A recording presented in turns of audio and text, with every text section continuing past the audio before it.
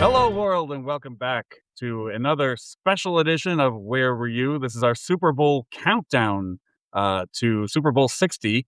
We've been talking with some friends all week about their favorite memories with in the Super Bowl as we're getting ready for the big game. Alongside my co-host Chad Konecki. My name is Joel Beck. Chad, wait? Do you smell that? Do you smell? Do you Oh, smell what I know I'm in Cleveland and you're in Boston, but do you smell what I'm victory. wait, I was gonna yes. Yes, it's victory. I was gonna say warm chocolate chip cookies, and then I was gonna say fresh cut grass, and then I was gonna work up to victory, but you Oh, beat me to it, oh, so sorry. That's good. Wait, this is the stuff we have to do in rehearsal. Jeez. We don't wanna leave it all on the floor, though.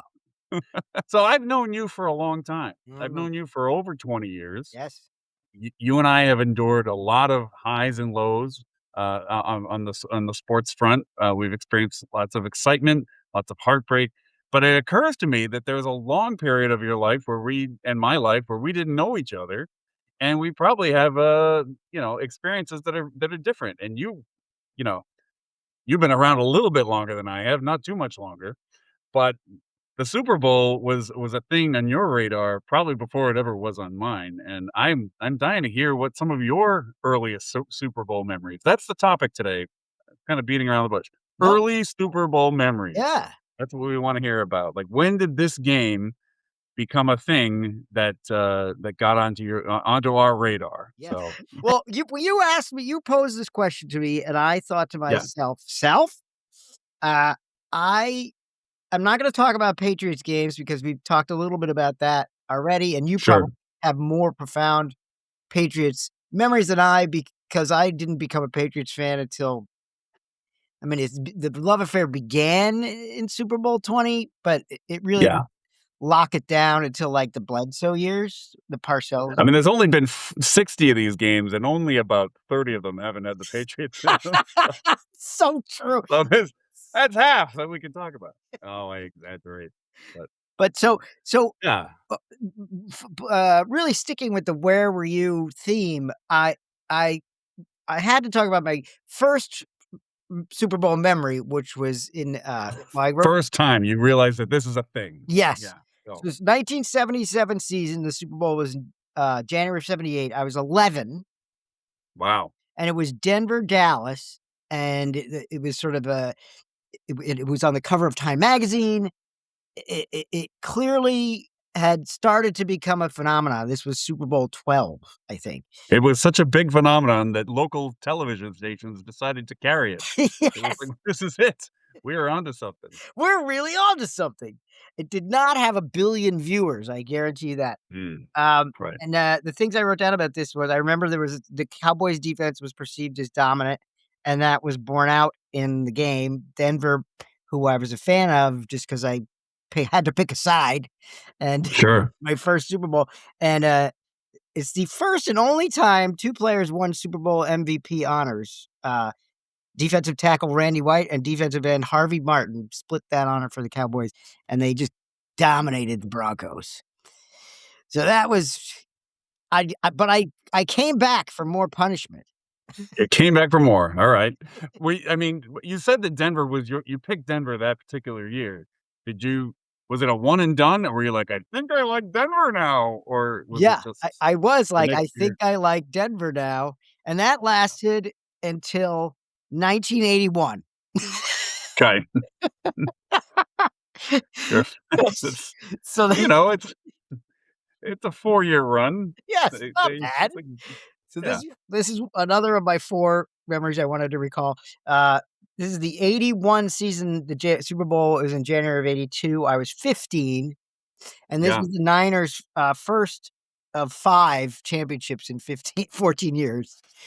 Um, and what I remember You're about 15, the girls are calling you, and you're saying, "No, I can't talk now, the Super Bowl's on." I was Not 15 now. I was The 15 game. and I was 15 and I would be around girls and I go, I feel funny." Uh, Again, and they did not we have all feel the same. eyes for me. You know what I was peaked in Montessori school when I always had a Band-Aid on my knee, and all the girls that were 2 or 3 years older just thought I was cute as a button. 'Cause you had a Band-Aid on your knee. Yeah, yeah, and I There's something about this clumsy six-year-old that is irresistible. oh, and I'm still a klutz. I remember that this is the Niners my whole childhood were even when I wasn't really a football fan, were a laughing stock. They couldn't get out of their own way. It sort of they were 2 and 14 in 1979. It was OJ's last season. He was washed up. Um, OJ finished up with the Niners? yes, Wow. 79. He didn't finish up with the His Niners, work but wasn't done there. Uh, this is the reason I remember this is because it was the catch by Dwight Clark sent them to the Sure, Super Bowl. It sort of dented the Cowboys' popularity because they had finally lost in a big game, and it was the first Super Bowl I'd ever seen that was close, actually. Um, sure. and Yeah, that's my early I mean, not I'll get into that, but that's my early memories of the Super Bowl. It was just always a blowout, uh, yes, and it hasn't been until recent years that they've actually been some good games, I feel like, but yeah, with a few exceptions, but yeah, I agree, and even in the last 15 years, I mean, there've been a lot of good games, but there've been some yeah. blowouts. Uh, so was that I'm sorry, the 49ers and Cincinnati? Is that the Super Bowl you said? Correct, correct. Gotcha, okay. And, I looked it up. The Niners entering that season were 15 and 47 in the previous 4 years. They were terrible. Wow, Yeah, they were wow. terrible. So And this is a young Joe Montana. See, this yes! is where I get fuzzy because I was little. I was still only like 4 years old, so it all anything pre-1985, I have a general knowledge of, but just foggy memories. Yeah, sure. No, which is kinda cool to hear because I love that Montana's part of your sort of, reserve memory bank because Yeah, it was his first Super Bowl. He was kind of I won't wanna call him a game manager. He was very precise, but he was not Joe Montana yet. yeah. And then, number 3 of 4 is 1986. So now I'm 20. Ew, I'm 20 years old. okay. If Super Bowl is in January '87, I'm a Jersey guy, so my then beloved Giants were in their first won their first Super Bowl championship. Denver, this time was perceived as a real threat. They were like a 13 Yep, the a thir even though New York had a better record because they had Elway and they had a defense. Uh, sure. and Elway is coming off this is a Cleveland reference for you. Elway The Drive. the drive. He's coming Look, I off don't live in Cleveland for nearly 20 years without being reminded about The Drive I'm every sure. day of my life. Do Yeah, people still yeah. talk about Ernest Biner fumbling at the goal line, or is it more Oh, 100%. Yep, Yeah. Yeah, we should and will someday do a whole we should. Cleveland, episode, but yes, the people here are psychologically damaged, It was uh, damaging, and I wasn't even mostly because of the Browns, yes. yeah, yes. I wasn't even a Browns fan. It was damaging. Right, And, yeah. he went 98 yards in 39 seconds, I think. Ridiculous. So I was terrified. I was in college, uh, and I was in, my girlfriend's friend's, uh, dorm suite, so there were a bunch of people there, and she was from Jersey, I was from Jersey. It doesn't get any better than that. Uh, Ah, they were down Giants were down 10-9 at the half, and they scored 26 unanswered points at some point during the second half. It was hilarious. Um, yeah.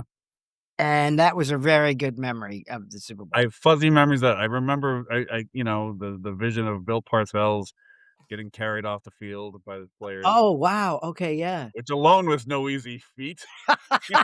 The tuna. They did it. Yeah, big tuna. So that was, Ah, that was a great young man's memory, and then the 4th one I picked out was, this is way way later, 2009 season. Again, I'm skipping Patriots one. oh, Yes, I'm age 43, January of 2010. It's the annual Super Bowl party at my house. I hosted one for like 19 years in a row, and then COVID happened. Uh, Sure. I went to one of them. I was there for one. yes, you were. Yeah. Yeah, And we another day we'll talk about that one. But yeah, yes, so that was and a good one. it Yeah. was a good one. And now that everybody hates each other, I don't really have a party anymore. But the one you're talking about, 2009, that was Steelers, uh, Cardinals, correct? Uh, no, I think I'm Oh. talking about the Saints Indy. Oh, right, right, right. Yes, And the reason yes, I remember it is because it was kind of impossible not to root for the Saints. First of all, they of were course. a sad sack team. I think I looked it up. They had 3 winning seasons in 16 years entering that year. Right. Um, Yep. you had Peyton Manning, who was our mortal enemy at this point, the Pat's mortal enemy. I never hated him, but I get it, I didn't yeah, hate him. right, as a Patriots fan, right, I yeah, didn't hate him. yeah, I didn't hate him.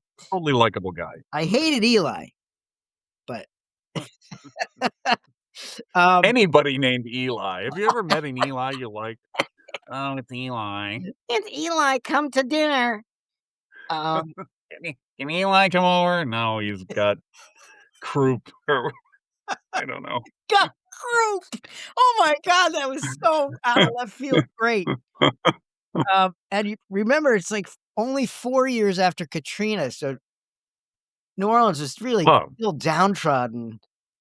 yeah. And No, that's what I remember most about that. yeah, Everybody was rooting I mean, yeah, I mean, people died in that yeah, a stadium, lot. like, it's horrible, horrible Horrible. conditions, and the fact that, they yeah, of course, you have to be dead inside not to root Yeah, for the Saints yes. in that And Super Bowl after Katrina, yeah. Drew Brees was kind of a likable guy. Drew Brees, their star quarterback. Yeah, absolutely. Yep, yep. Those are my 4 prominent memories, all different decades of my life. Um, Sure. and I Yeah, it really runs the gamut there, from inception to kind of the more modern age. I mean, in your mind, what changed the most, between then and now? Just your perception of the Super Bowl and what it means, do you think? yeah, well, I think part of what stood out for me, when it was still 16, 17, 19, there just hadn't been that much of a lexicography, discography of Super Ye Bowl. yeah. So each one Yeah, kind of was really special because there just hadn't been that many. And so now I feel like sure. are we at 60? Is that it? 60. That's Yeah, just I mean, that's a lot a of lot. football games. When are we gonna just start naming it by the year and not confusing people with Roman Roman numerals? Like, numerals. Seriously, my wife, the Latin teacher, is the only person who knows what Super Bowl it is. right, right.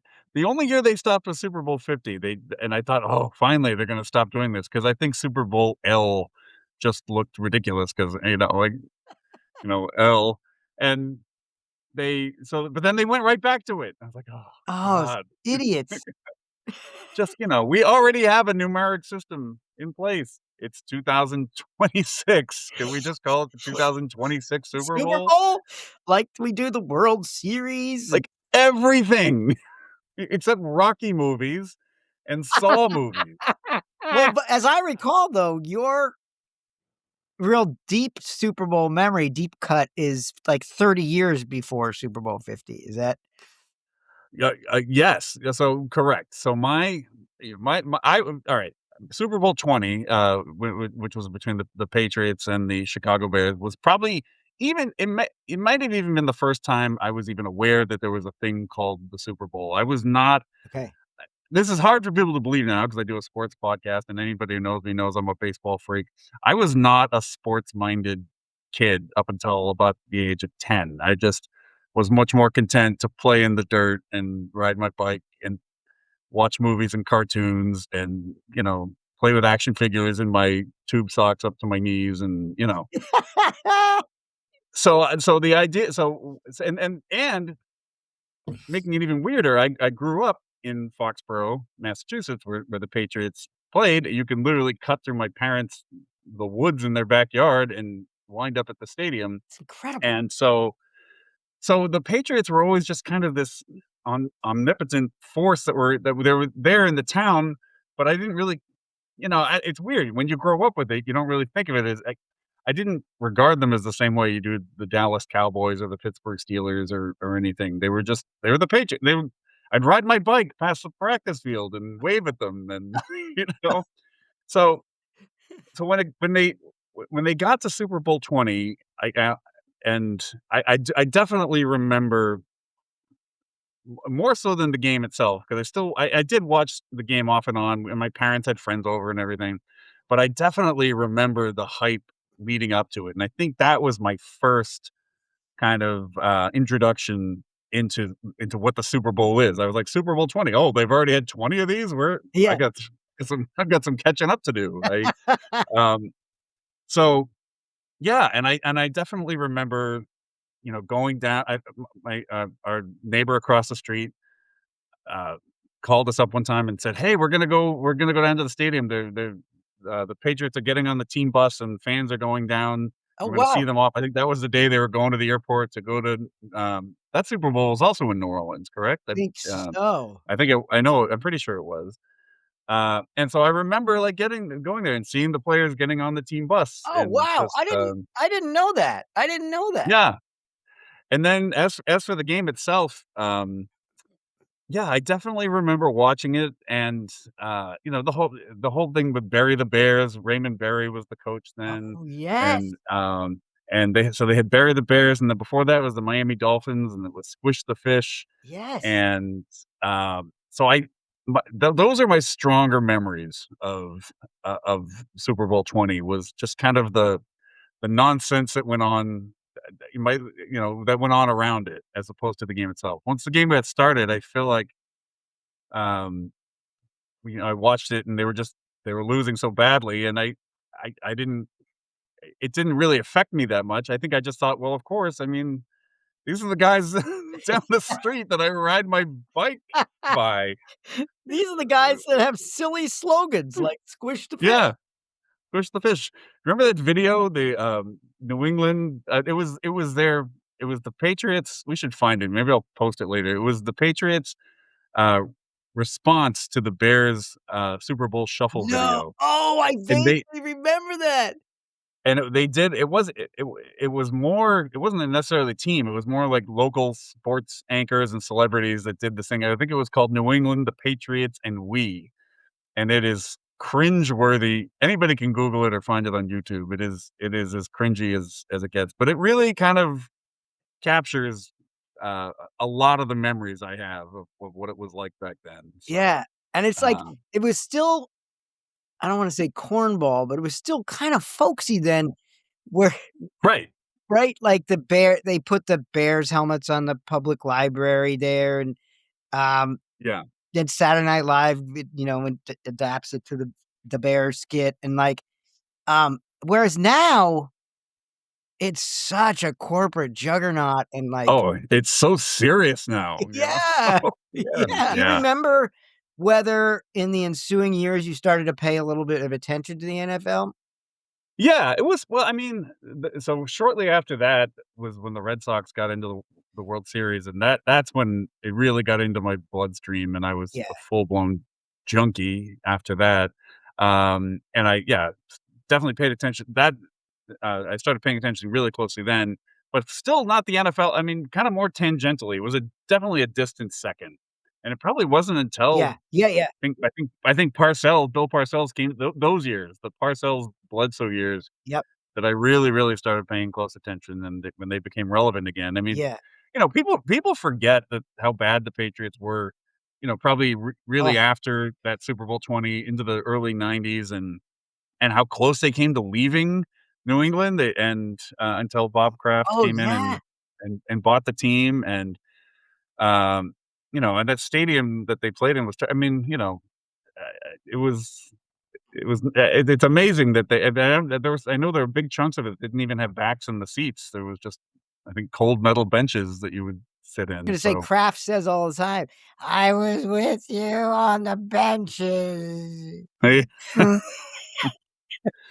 that's that's a pretty good craft. If we can get Kenny to do his Belichick and you to do your craft, maybe commiserating over not getting into the Hall of Fame, that's I mean, That might be an good episode. shtick. Oh my Um, god.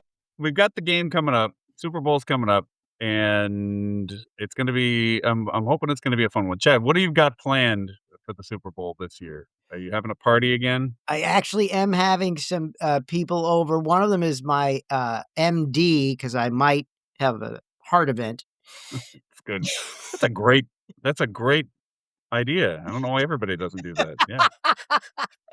And then I have a real Gloucesterman, who's very, irreverent, with his wife, and, our tenant, Lizzie, is coming down, so it's gonna be my brother and his wife are coming, so kind of a low-key, small cat crowd, football focused. What about you? Oh, what about you? Oh, yeah, we've talked about this, on a different podcast.